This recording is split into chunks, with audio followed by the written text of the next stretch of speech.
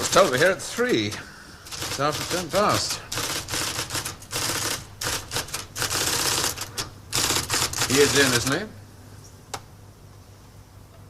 One of the big boys wants to see. He always pulls the same trick. Sends for you at 3 and sees you at 3:15.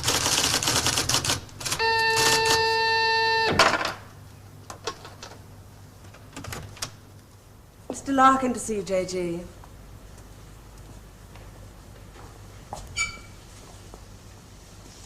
I'm sorry to have kept you. Sit down, Mr. Larkin. Thank you. Do you smoke these things? King of Kings, size. Yes. Were you surprised we got you to come here, Mr. Larkin? Well, I couldn't see what the CWNS would want with me. Still can't. Do you know anything about us? Oh, I heard 1 or 2 things when I was working with the BBC. What'd you hear? CWNS set up midway between the government and the TV companies. Anytime the newsreel boys put out stuff with security classification, wars, weapons, political leaks, they get their film through this office. What do we know about you? Larkin. Robert Santor. Yes, it's a family name. Good family. Good education. But you turned your back on all that, didn't you? Tried a little bit of everything. 1955, you wrote some plays for the BBC, then worked for them as a story editor. 1961, you got a 3-year contract as a director, which you didn't renew. Well, the BBC weren't paying money. Well, you're in the money now, aren't you? In 1968. There's your flat in Holland Park, your cottage in Hampshire, 2 children. And a dog and a cat who commute with us to the country at weekends. Well, maybe you knew that already. 6 years ago, there were those shows you did on alcoholism, blood sports, slum clearance. People called you bright. Very bright. Other words they use. Hard-hitting. Vital. Now you do only 4 shows a year. The critics call them brilliant. They're high in the ratings, and they're, well, they're souffles. Little soft in the center. Don't think I'm complaining. Oh, you can complain if you want to. Just call it a friendly professional interest. I'd like to know what happened to alcoholism and blood sports. Call it reaching the age of 35. Call it school fees, 2 fixed addresses. Call it joining the establishment. Call it being a socialist for 15 years in a country that'll never be socialist. Good. There's your wife, Rachel. You married the girl next door. Your 2 children, Rebecca and Daniel, nice little family. 3 years ago, you got yourself a girlfriend. It was serious. Where the hell did you get that file? Just tell me where it stops. Lasted for 18 months. Your wife never knew about it, even when you nearly decided to leave her. Who are you? Just the initials JG, that's all I know. Never met you before in all my life. July the 25th, 1966. You finally decided to break it off with this woman. You said you loved her. You said you loved your children. It was 2 against 1. You had to add it up like that. Sorry, your cigar is burning my desk. Sheila told you all this? We have ways of finding things out. But why? If it's blackmail, the thing won't hold water. It's all in the past. Well, there'd be pain, of course, for Rachel and the children. But you wouldn't get anything else out of it. No, it isn't blackmail. We've just been interested in you for a long time. Interested? You went back to your wife because you said it was 2 against 1. I call that very responsible. We're interested in very responsible people. In fact, we have a little index for them. We call it their power quotient, a ratio of responsibility as against aggression. Yours is very low, 0.2. That's very low, just what we need. Sit down, please. The language must seem rather strange at first, but we take it very seriously. Just to show you how seriously, I'm going to tell you how we checked up on you. We call these things surgical transmitters. One was fitted inside you when you went into the Charing Cross Hospital 3 years ago. Appendix, wasn't it? Transmitter? Are you trying to tell me that you listen to every word I say? A machine does. untouched by human hand. There's a little gadget in these things that ties up with the pulse rate. Puts a bleep onto anything that you're excited about saying. British. Power quotient, surgical transmitters, high-speed tape. It's Doctor Who. I'm for the real world, Jack. Good afternoon. I shall just have to give you an example. On July the 26th, 1966, you were talking to this girl, Sheila, about love. You said to her, I quote, "The kind of love I have for you, Sheila, well, it's bed love and it's more. It's staying in bed till 6 p.m. and saying I can't go to the office today. It's eating breakfast at twilight, laughing at leaves on the pavement." I don't believe there's any such thing as these surgical transmitters. You got Sheila to tell you all this, then you wrote it down the way I might have said it. You're a good guesser.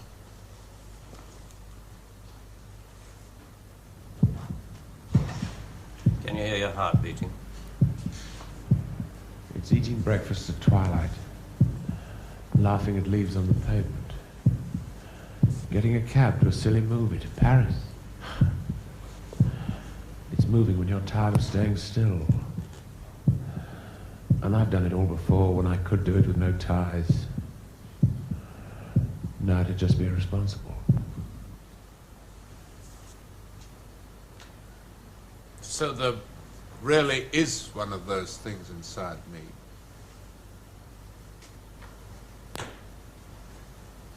What do you want? We want people with low power quotients. We want them to work for us. Nothing more sinister than that. All this just to offer me a job. Special sort of job. The newspapers talk about the corridors of power, the power elite. Let's just say we'd like you to join the club. Oh. There's a vacancy in our newsreel department. We'd like you to help plan the news for 1973. Come again? Plan the news for 1973.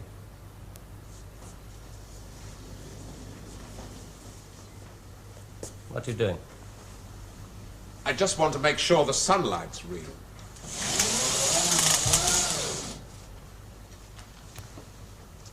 I always tell people, news is the most highly developed form of fiction. The most difficult. Come on. I just want to show you something. There's no obligation to buy. Really. News requires imagination. News requires responsibility. We think you're well qualified. Please.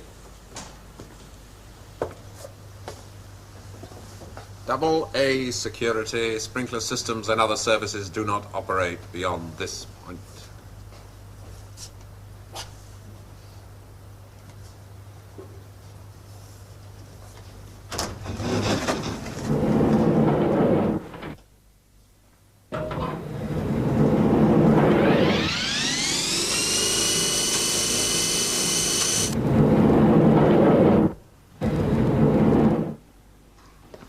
'73. We've only roughed out the news for 1973. Nothing's been given the go-ahead yet, but this is the kind of thing we have in mind.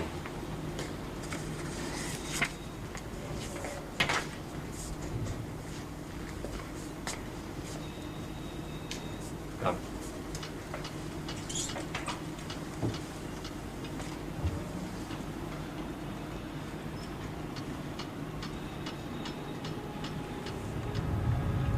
Today, April 14th, 1973.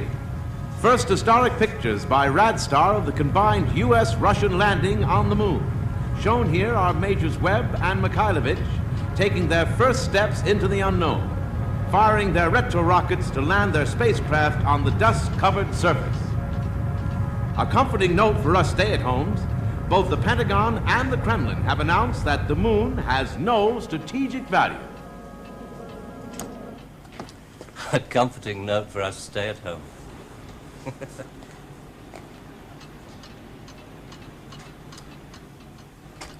I can't show you any film on this next model. We haven't photographed it yet.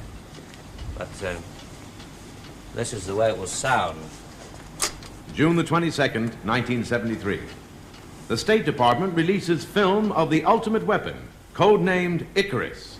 This satellite is equipped with a solid reactor. In layman's terms, it can freeze air solid, stopping all missiles, killing all forms of life. Icarus orbits at the same speed as the Earth, can hang in position over every major city that threatens the peace-loving nations. Rather proud of this one. Come on.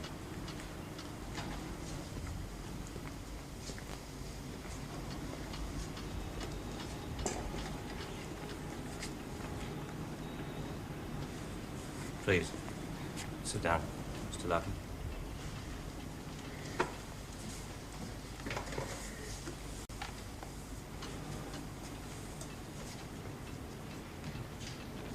September the 5th, 1973. The new phase in global warfare. War by example.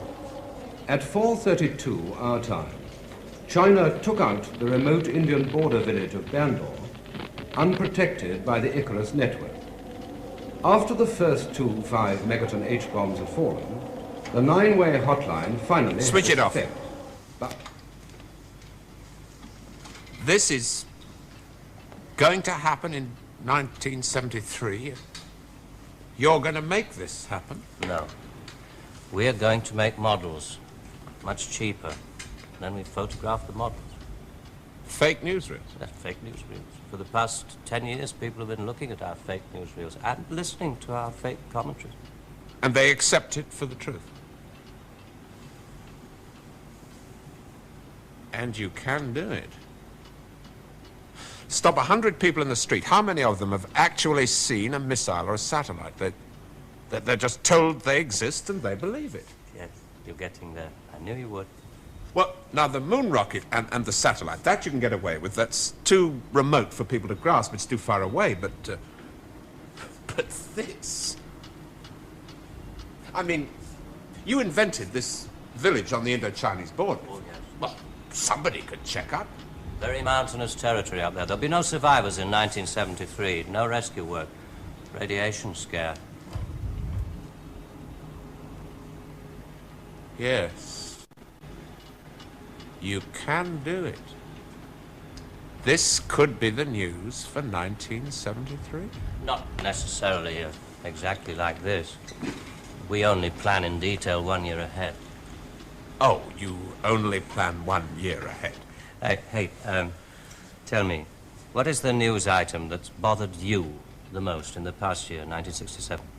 Oh, well, it has to be the new American intercontinental ballistic missile, the Boy Wonder, doesn't it? Just the one I asked him to set up for you. The new ICBM, codenamed Boy Wonder, with a much-talked-about Mercury warhead. I haven't any special effects up here, but perhaps with the proper sound. Blast off. And Robert Larkin, television director, high IQ, 35 years old, is scared. Scared by nothing. It doesn't work. It's a scientific impossibility.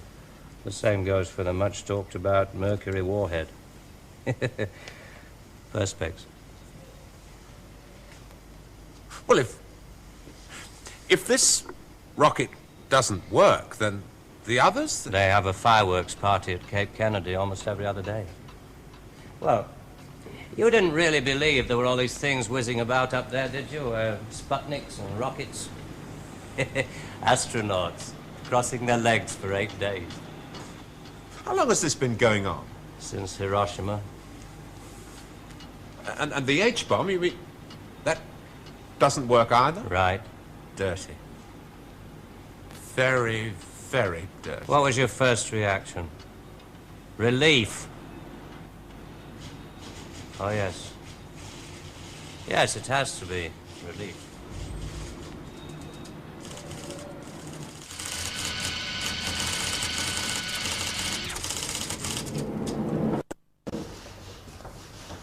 Only 12 people are allowed beyond this point. Most of them work in the photographic department, taking phony newsreel pictures of our models and processing film and so on. Sit down, please.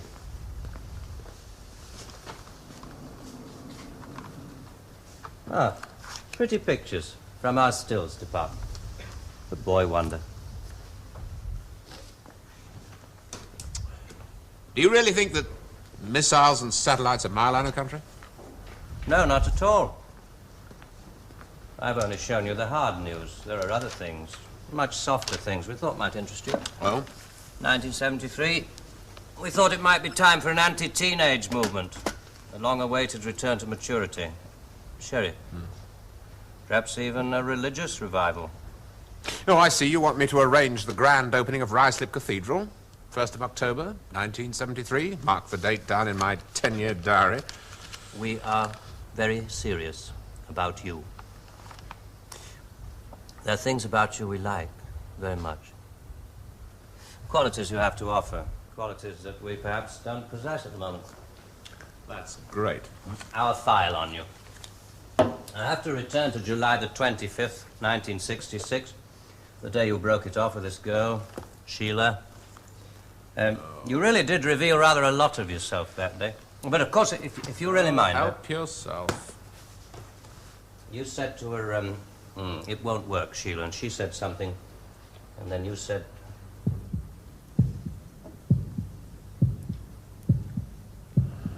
You remember I went away with Rachel and the kids to the seaside? It was midweek and this huge stretch of sand was empty. Just a circle of footprints around 3 sandcastles and tracks out to sea. The whole damn day of my family marked out in front of me. The sun was going down. Rachel kept calling the kids to get dressed. She picked up buckets and spades, corny bloody things like that. I was up at the car. I looked at those footprints and I knew those people were slipping away. There were things I could tell them. We rather like that bit about footprints. You see, in this job, some of us have got rather a long way away from the idea of footprints in the sand. Those footprints were made by my children. Now you want me to scare the hell out of them with every bomb from A to H inclusive. Well, why? I mean, when did it all start? 1945. You may remember the Americans let off their 2 atomic bombs. Well, they didn't want other people doing the same thing. I mean, you do see that, don't you? Oh, I don't know. Well, to scare the people off, the Americans put it up, and the atomic bomb was halfway along the line to something much bigger, the hydrogen bomb. It didn't work. They spent 5 years in negative research. Well, what about the Russians? They're supposed to have quite a pile of these things. We were surprised when they started their tests. Then we got a few feelers from their Secret Service. Nowadays, we work very closely together. Oh, all these stories about spies going off to Russia. Mr. Philby, remember? Just good copy for the Sunday papers. Good copy. Well, the Chinese. I mean, they've just announced their bomb. Yeah, we played along with it. We recorded their phony explosion. We're rather hoping the Chinese will come along, complete the pattern, you know. In Vietnam, hundreds of people are being killed every week. Well, you can't do that with your models. No. And you can't cure people of bad habits in 2 generations. They like to carry rifles. They like to put lines on maps. And we let them because we control the situation. There's no danger of world war. Just a simple choice for everybody. Capitalism or communism. Strawberry or vanilla. It all adds up to the same thing now we've got rid of the big bangers. Well, how can you be sure that Johnson, Kosygin aren't working on other things? Poison gases, bacteria. Pathetic man of your intelligence. You don't want to destroy the world, neither do I. What makes you think the presidents are different? Well, they've made some pretty good stabs at it in the past. There wasn't the right sort of control then. Nowadays we know better. Politicians are easy to control. The grosser mentality boys who like to be photographed getting in and out of Daimlers in Whitehall. They come right at the bottom of our organization. A few rungs up the ladder, there are the people in the top secret factories. Just those in a position to know they're making weapons that don't really work. There must come a time when somebody wants to use one of those weapons. I mean, somebody is standing there with a finger on the button. Well, that's the beauty of it. Nobody presses the button. We control all the crises. We build them up and we shut them down. We. Again. Yeah, I'm coming to that. Near the top of the hierarchy, there are the economists, top civil servants, the top brass in the military, those men who are supposed to view the nuclear tests and so on. And above them, CWNS. Right at the top. Classified World News Service. Just who the hell are you? It's obvious, isn't it? Just a very few of the top people in communications in every major country in the world. Oh, you mean you run all these magazines? No, of course not. We just get them to take some of our copy every week. Television is much more important to us. It all happens so quickly. You say you can put out what pictures you like on television. Doesn't anybody try to stop you? No, nobody wants to. 99.386% of the population wouldn't believe this conversation. And the rest are working for us. And they're the top minds, the really responsible people. They know they're guaranteeing the lives of their grandchildren the only foolproof way. Scaring the hell out of their grandchildren. Well, I won't buy it. You must admit there has to be some kind of control in this world of ours. Look at this. And remember that 1/4 of the world is starving. There are the full bellies and the empty bellies. Some of the empty bellies carry rifles. Well, we full bellies are getting a bit flabby. We're not very good with rifles anymore, so we've devised 2 ways to keep the empty bellies under control. One of them is this fictitious hydrogen bomb we've talked about. The other one is money. Enough money to fill some of the empty bellies and put a hopeful smile on the faces of the others. A great wall of money all around Britain. And it's no secret that the British economy is in trouble at the moment. So we have to put that right, too, to stay alive. We have to control the people in this country. Scare an ostrich, it buries its head in the sand. You scare a hedgehog, it rolls itself up into a ball. When a woman's frightened, she goes out and buys herself a hat. You mean you scare us so that we'll buy more, so that money moves quicker, production moves up? We don't say scare when we talk about human beings. We say threaten them emotionally. And there are all sorts of ways of not just the big ones like the hydrogen bomb. Overcrowd them a little with bad planning. Sell them too many motor cars. Anything to keep them a little bit removed from reality. Nowadays, people don't work for money. They work for the idea of money. They don't even love for love. They love for the idea of love. They only hate for the idea of hate. It took us 5 years to find a non-addictive drug, one we could pay off against the hard drugs. LSD. You marketed that? Oh, yes, of course. And for a very good reason. Some of these protest movements were getting a little bit too close to the mark. LSD gave them nice little hallucinations. Made them talk like 3-year-olds. Throw flowers at policemen. Shall we talk terms? You're not still going to ask me to work for you? I'm afraid I've had to put all this rather bluntly. You see, there wasn't really very much time. It must be rather a shock. Well, I mean, most people realize that the world is controlled from about 6 big cities. But it must be rather shocking to learn that a 1/6 of the world is controlled from this building. You mean you? Oh, no. I only rate an office on the 7th floor. There are 2 other offices above this one. And a giant computer system. Link number 4 in world control. A computer? And what's so remarkable about that? It's just a machine that can store a vast amount of information. A machine that knows too bloody much. Now you're being hysterical about it. Computer's very simple. You feed data into it, anything from the Wall Street closing prices to the North Atlantic weather reports. And you get decisions. That machine's taken you over. It's just a machine. Extra hands for the people who know how to control it. Well, This one above us, it's square in a box. Yeah, I suppose you could call it square in a sort of a box.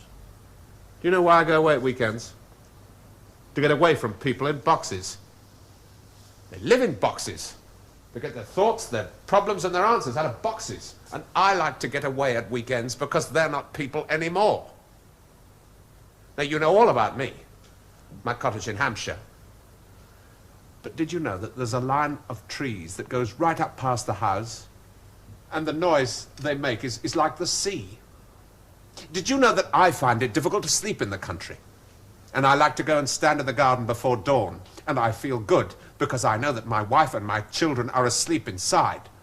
And I like to go out and walk past the wet hedgerows until I can see pasture land and the smoke from the cottages in the village. This may be all very well for one of your grassroots programs, but I'm afraid time is running out.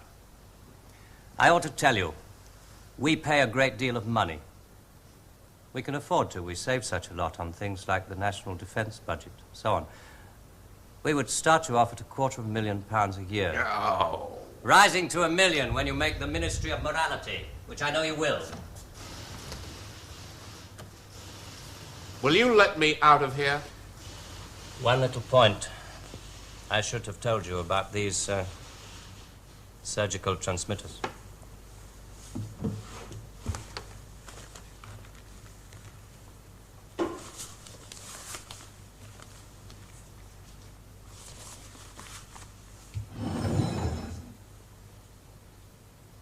There's enough of this stuff inside you at this moment to kill 6 people. There's a button we can press. I'm sorry about the dramatics. Our boys call these things the oral contraceptive. Keeps them from talking too much. So there must be one of those transmitters inside you. Who presses the button?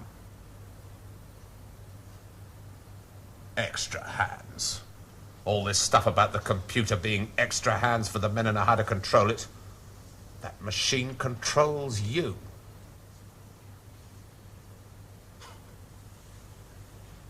You start on Monday.